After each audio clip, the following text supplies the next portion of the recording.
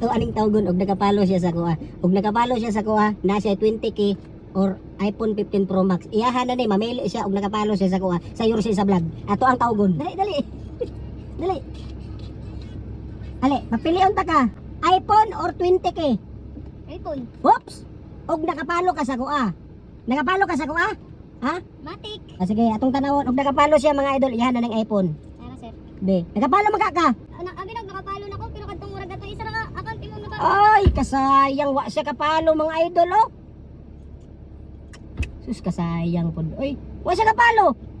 Ingon ka nakapalo ka. Kadtong sa isa ka account dai. Ay, kasayang po. Pero kaila ka sa ako, ah. Matic. Kisa man ko? Your sisa.